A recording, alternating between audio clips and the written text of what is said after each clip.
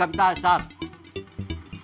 जैसे ही लड़की कुछ नया करना चाहती है, जैसे ही लड़की कुछ नया करना चाहती है, अकेली पड़ जाती है, वरना लोग साथ देते ही हैं। देवी का, सती का, रंडी का। सोचिएगा, बाप की पगड़ी, लाडले आप, सारी संपत्ति के मालिक आप, पगड़ी बचाए कौन लड़की? लानत है, धिक्कार है ऐसी सोच पर, और धिक्कार ये कि सारी प्रॉपर्टी तो हम ले रहे हैं और बाप की पगड़ी हमारी बान बचाएगी। इस दुनिया में कोई उसके सामने महिला नहीं, लेकिन उसको क्या हुआ, राजनीतिक रूप से उस महिला को जाने के बाद पता चला उसके ऊपर एक कहीं पढ़ाया तक नहीं जाता।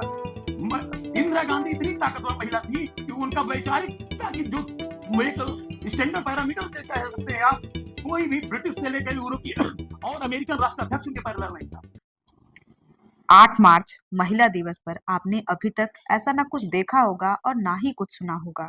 जी हाँ, हम बात कर रहे हैं उत्तर प्रदेश के आजमगढ़ जिले की तहसील निजामाबाद स्थित साहित्य से दोस्ती साथी जन सुविधा केंद्र की, जहाँ कुछ अलग तरीके से महिला दिवस मनाया गया। हर कोई महिलाओं के बगल में कुछ पुरुषों के हाथों में चूड़ियां देखकर लोगों से पूछ रहे थे कि यहाँ यह कैसा महिला दिवस मनाया जा रहा है। आधी आबादी को पूरा न्याय कब तक? गरिमा के साथ जीने का अधिकार कोई परोपकार नहीं, हमारा अधिकार है। इस नारे की गूंज अंतरराष्ट्रीय महिला दिवस पर सुनाई दे रही थी, तो दूसरी तरफ महिलाओं के बगल में पुरुष अपने हाथों में चूड़ियां पहनकर महिलाओं के साथ बैठे थे। अक्सर पुरुष गुस्से में बोलते हैं, हमने चूड़ियां नहीं पहन रखी है, यानी महिलाएं चूड़ियां पहनती हैं तो वह कमजोर होती हैं। इस मुहावरे और सामाजिक अभिशाप मिटाने के लिए भारतीय महिला फेडरेशन आजमगढ़ द्वारा आयोजित कार्यक्रम में कुछ पुरुष इस प्रतीक को खत्म करने के लिए बोल रहे थे। हाँ, हमने भी चूड़ियां पहन रखी है। साहित्य से दोस्ती साथी सेंटर को खूब सजाया गया था।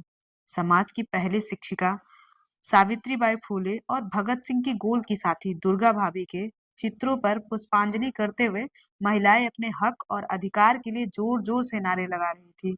इस मौके पर जितेंद्र हरि पांडे ने पूर्व डीजीपी साहित्य उपक्रम के संपादक विकास नारायण राय द्वारा संपादित पुस्तक लड़कियों का इनकलाब में उनकी एक छोटी सी कविता 7 को पढ़ा तो वहां लोगों के रोंगटे खड़े हो गए। यह भी सवाल उठाया गया कि बाप की प्रॉपर्टी का मालिक बेटा होता है और हमेशा बेटियों से बोला जाता है कि बेटी बाप की पगड़ी की लाज रखना, यह सरासर उल्टा है।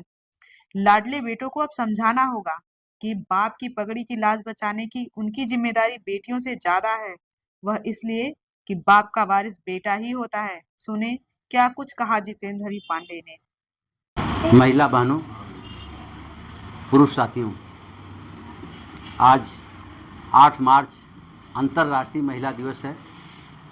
ये आज 8 मार्च को ही अंतर्राष्ट्रीय महिला दिवस पूरी दुनिया में क्यों मनाया जाता है?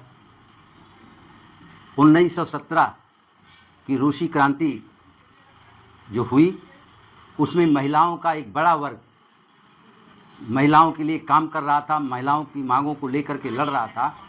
8 मार्च 1917 में रूसी क्रांति के समय वहाँ महिलाओं ने जो स्लोगन दिया था, उस स्लोगन को लेते हुए न्यूयॉर्क के अंदर एक महिला समूह का गठन किया गया और उसमें तब आप ज़्यादातर महिलाएं आज पढ़ी लिखी हैं, साक्षर जो यहाँ बैठी हैं।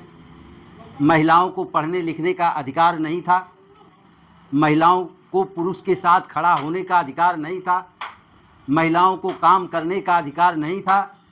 भारत में प्रथम शिक्षिका कही जाती हैं सावित्रीबाई फुले, जो भारत की प्रथम शिक्षिका हैं जिन्होंने स्कूल खोला अंग्रेजी पीरियड में और महिलाओं की शिक्षा के लिए आगे आई। इनका हम नमन करते हैं, इसलिए हमने इनकी तस्वीर आज लगाया है 8 मार्च महिला दिवस पर। दूसरी तस्वीर दुर्गा भाभी की है। ये भगत सिंह का चित्र आप देख रहे हैं, जो देश के लिए बलिदान हो गए। 23 मार्च 1931 को जिनको फांसी दी गई, भगत सिंह के साथियों में से ये साथी थी दुर्गा भाभी। रविशंकर यादव केंद्रीय राष्ट्रीय मानवाधिकार संगठन चलाते हैं। एक वीडियो वायरल हुई थी 18 नवंबर की, वो रविशंकर यादव हैं जिनकी शादी हुई थी और उस शादी का वीडियो वायरल हुआ और इनके ससुर कॉमरेड रामाज्ञा यादव भी साथ में बैठे हैं। लाखों लोगों ने उसे देखा और सराहा, क्योंकि इन महिलाओं ने जो अपना योगदान दिया समाज की शिक्षा के लिए, ज्ञान की जो ज्योति जलाई, और उस ज्योति के से जो वंचित हैं, उस ज्योति को का प्रकाश जिन तक नहीं पहुंच रहा है, रविशंकर यादव जैसे लोग उस प्रकाश को फैलाने का काम कर रहे हैं। 18 नवंबर 2024 को शादी थी। इन्होंने तय किया था कि हम शादी में बारात लेके जाएंगे, सारी औपचारिकता पूरी करेंगे, हम जयमाल डालेंगे, जयमाल डाल के मंगलसूत्र पहना करके जयमाल और सिंदूरदान करेंगे। कोई इस तरह का कर्मकांड नहीं करेंगे जो भौतिकवादी समाज में जो सदियों से चला आ रहा है पारंपरिक व्यवस्था विवाह शादी की, उसे हम तोड़ेंगे। इसलिए लाखों लोगों ने देश और दुनिया में आज भी उसको देख रहे हैं। साथी पर जब भी आप चाहेंगे तो देख सकते हैं। तो ऐसे लोग उदाहरण हैं जो आपके बीच में हैं, रविशंकर यादव जैसे लोग। हम तो चाहते हैं कि 2 बच्चियों के साथ कोई नेहा मौर्य बने, कोई सुची बाला जैसी लड़की बने। 2 दिन पहले से प्रयास करते तो शायद यहाँ बैठने की जगह भी नहीं होती। विकास नारायण राय जो हरियाणा से डीजीपी होकर रिटायर्ड हुए, रिटायर होने के बाद आज महिला दिवस चूड़ी धारण करते हैं, इसलिए हमने चूड़ियाँ नहीं पहन रखी हैं। यही न करते पीटी जाती हैं महिलाएं, यही न कह के गाली देते हैं, अपमानित करते हैं कि हमने चूड़ियाँ नहीं पहन रखी, इसका मतलब वो कमज़ोर हैं। 8 मार्च को हम पुरुष होकर इसलिए चूड़ियाँ धारण किए हैं कि हाँ, हमको शर्म आनी चाहिए कि महिलाएं जहाँ सुई से लेकर के जेट विमान तक उड़ा रही हैं, ऐसे समाज में भी पहुंचकर अभी भी समाज में वही हो रहा है, तो उस चूड़ी के लायक हम हैं। कमजोरी हमारी है, महिलाओं की नहीं है। उनको जिस तरह की आज़ादी, शिक्षा, जिस तरह की छूट, 8 मार्च अंतर्राष्ट्रीय महिला दिवस, इस तरह की आज़ादी देनी होगी अपने इन नौनिहालों को, अपने इन बच्चों को कि आपके पास पर है बेटा और बेटी, उड़ो छलांग लगाओ, तब जेट विमान उड़ा सकती हो। जब तक यह नहीं होगा तब तक सारी की सारी चीज़ें बेईमानी होगी। पूर्व डीजीपी हरियाणा विकास नारायण राय जी करते हैं, उनकी ये संपादित पुस्तक है लड़कियों का इनकलाब। हमारे बार के सम्मानित मंत्री भाई चंद्रेश जी हैं। बहुत खुशी हो रही है इस बात के लिए कि कम से कम तहसील बार निजामाबाद एसोसिएशन बार संघ के मंत्री हमारे बीच में मौजूद हैं। लड़कियों का इनकलाब, रामाज्ञा भाई रविशंकर जी जिनकी किताब है, इनका सुबह फ़ोन आया था। हमने कहा चाचा जी आज अंतर्राष्ट्रीय महिला दिवस है, हम महिलाओं को बुला रहे हैं, हम अपने हाथ में चूड़ियाँ धारण करेंगे। वो अभी कहीं चूड़ी धारण किए होंगे, नेट पर आप सर्च करेंगे तो मिल जाएगा। वो एक यक्ष डीजीपी, हमें आपको शर्म आ सकती है कि हम हाथ में वे चूड़ी कैसे पहने, लेकिन एक डीजीपी की ये पहल है, इसलिए इस पहल की शुरुआत हमने किया है और कर रहे हैं।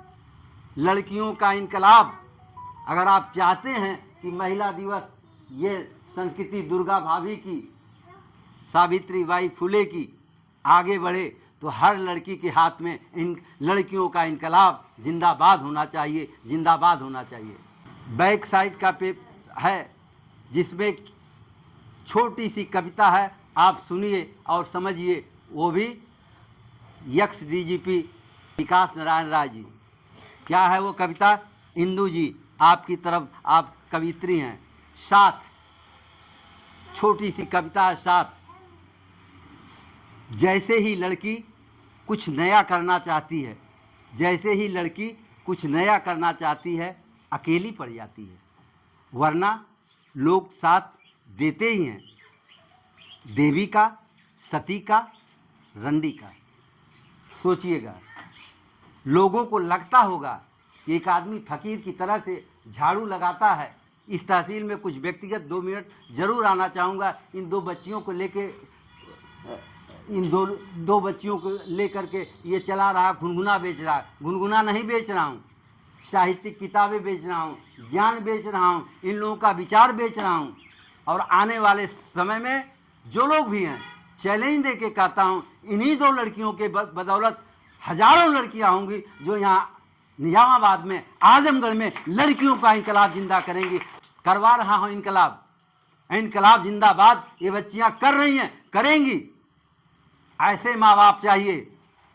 आप कितने लोग हैं जो अपने बच्चियों को इस तरह की आज़ादी देते हैं? कौन है वो माँ बाप जो 3 साल से इन बच्चियों को भेजते हैं कि जाओ सीखो? मास्टर साहब बैठे हैं, रविशंकर बैठे हैं, राष्ट्रीय मानवाधिकार पूरे देश में आपका संचालन करता है। सोचिए कि ये हो क्या रहा है और होना क्या चाहिए। लड़कियों का इनकलाब जिंदाबाद करना है तो लड़कियों का इनकलाब जिंदाबाद करने के लिए वो पहल अपने घर से शुरू करनी पड़ेगी। क्यों आप अपनी पत्नी को नहीं लाए हैं? छुट्टी ले ले करके प्राइवेट शिक्षिका है मंजू पांडे, जो मेरी पत्नी है, जब भी कोई कार्यक्रम होता है सबसे आगे महिलाओं के बीच में आकर के वो बैठती हैं। छुट्टी ले करके बुलाता हूँ कि 1 दिन की पेमेंट कटेगी, वह मैं कमा के भरूंगा, लेकिन आपको आना होगा। हमेशा बार बार आती न उधर की, क्यों पराए घर की बेटी। उसी थीम में रविशंकर जी शामिल है कि अगर बच्चियों को वास्तविक न्याय देना है तो पिता के घर से लेके पति के घर तक संपत्तियों में बराबर का अधिकार हो, इसकी मांग होनी चाहिए। बाप की पगड़ी लाडले आप, सारी संपत्ति के मालिक आप। पगड़ी बचाए कौन? लड़की। लानत है, धिक्कार है ऐसी सोच पर। और धिक्कारिए कि सारी प्रॉपर्टी तो हम ले रहे हैं और बाप की पगड़ी हमारी बान बचाएगी। सविता से हम चाहते हैं कि आओ और अपनी बात तुम रखो। आज 8 मार्च है, महिला दिवस। स्त्री की स्थिति बदली, उपस्थिति नहीं। पहले क्या था, महिलाओं को सती होना पड़ता था। पहले जो था, महिलाएं सती कर जाती थी, बहुत पीड़ा दिया जाता था उनको। आज समाज बदला है, उतना नहीं जितना बदलना चाहिए। हम लोग को पता है कि हम लोग यहाँ पे आज उपस्थित हुए हैं अंतर्राष्ट्रीय महिला दिवस के लिए। जैसे कि हम लोग महिला जो पहले थी उन्होंने बहुत ही सारा काम किया अपने देश को स्वतंत्रता करवाने के लिए। मतलब बहुत चीज़ में फ्रीडम दिलवाई है, हर चीज़ में महिला देख रहे तो आगे बढ़ रही है। और पहले क्या था कि महिला कुछ भी करे कोई मान होता ही नहीं था, कुछ माना ही जाता नहीं था। और अब है महिला प्लेन चला रही है, ट्रेन चला रही है, मतलब हर चीज़ में महिला आ रही है। सम्मानित इंदू जी, माननीय कॉमरेड जितेंद्र हर पांडे जी, आज महिला दिवस पर हमें इस बात का गर्व है कि गांव-गिरांव से हमारी महिलाएं आई हुई हैं। जैसा कि आपने बताया, आप इन्हीं को देख लीजिए, सावित्रीबाई फुले को। यह पहली शिक्षिका हैं, यह पहली टीचर हैं जो महिलाओं को पढ़ाने का काम किया। और यही धर्म के ठेकेदार जब वो पढ़ाने जाती थी तो कीचड़ फेंकते थे उनके ऊपर, गोबर फेंकते थे। लेकिन जब वह देखते देखते उब गई तो उसी धर्म के ठेकेदार को 2 थप्पड़ मारी। तब से उनको जो है पढ़ाने के लिए एक दिन किसी ने नहीं रोका। मैं जननी मोर बरस नयनवा, मैं जननी मोर बरस नयनवा, हम जनमाइला सुंदर ललनावा, हम जनमाइला सुंदर ललनावा, लेकिन पुरुष के लिहल जाला नमवा, मैं जननी मोर बरस नयनवा।